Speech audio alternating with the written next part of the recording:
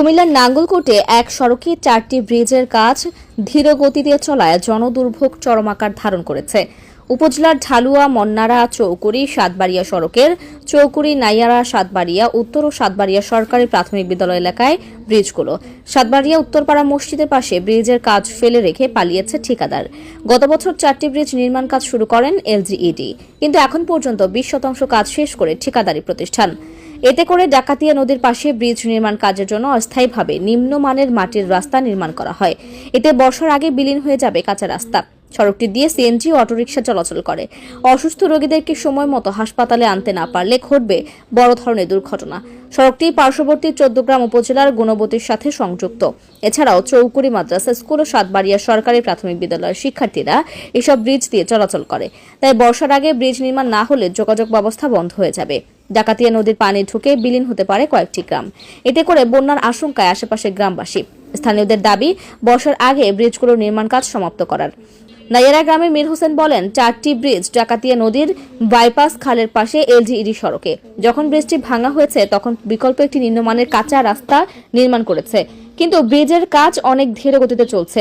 ভারী বর্ষণ হলে তখন নাইয়ারা জাপানন্ধি চৌকুড়ি ও সাতবাড়িয়া সহ কয়েকটি গ্রামের মানুষ পানিবন্দী হয়ে যাবে। দ্রুত সময়ের মধ্যে ব্রিজের কাজ শেষ করার দাবি জানান তিনি। ব্রিজটা এটা আপনার ডাকাতিয়া নদীর একটা বাইপাস খালের উপরে আর কি। তো ব্রিজটা আসলে এটা আমাদের খুবই গুরুত্বপূর্ণ আমাদের গ্রামের জন্য।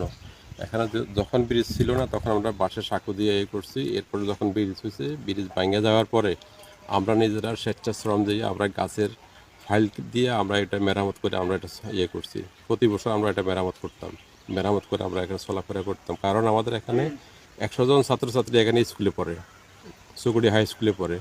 এই বাজারে আমরা সকাল বিকেল এখানে আমাদের বিভিন্ন নিত্য প্রয়োজনীয় জিনিসের জন্য আমরা আসা যাওয়া করি। পাশাপাশি এখান থেকে আমাদের কোনো দিকে যদি কোনো যাইতে হয়, কোনো পেশেন্ট নিয়ে ইমার্জেন্সি কোনো দরকারে আমরা এই ব্রিজকে ব্যবহার করে আমরা যাই। এখন গত 6 মাস আগে যখন ব্রিজটা ভাঙা হয়েছে, এখনও এটার কাজ দীর্ঘায়িত করা হচ্ছে। আমরা তো আশান্বিত ছিলাম, যাক আমরা ইনশাল্লাহ বর্ষার আগে আগে একটা সুফল পাবো। কিন্তু ব্রিজটা ভাঙার পরে আমরা এখন একটা বেকায়দা অবস্থার মধ্যে আছি। আমরা সবাই একটা দুশ্চিন্তার মধ্যে আছি। বর্ষা আসলে আমাদের বাচ্চাদের স্কুল যাওয়া বন্ধ হয়ে যাবে, একটা পেশেন্ট নিয়ে যাওয়া বন্ধ হয়ে যাবে, আমাদের চলাচল আমাদের বিঘ্ন ঘটবে। এই জন্য আমি প্রশাসনের দৃষ্টি আকর্ষণ করছি, অতি দ্রুত যেন আমাদেরকে একটা সুব্যবস্থা করে দেওয়া হয়। এখন কি ব্রিজটার কাজকর্ম যেহেতু ত্বরান্বিত হয়। সাতবাড়িয়া উত্তরপাড়ার তাজুল ইসলাম জানান, গত 4 মাস আগে পুরাতন ব্রিজ ভেঙে নতুন ব্রিজের কাজ শুরু করার কথা থাকলে এখন পর্যন্ত ঠিকাদারকে দেখা যায়নি। বৃষ্টি হলে বাড়িঘরে ঢুকে যাবে পানি। এই ব্রিজটা ভাঙা হয়েছে বিগত 4 মাস থেকে বেশি হয়েছে।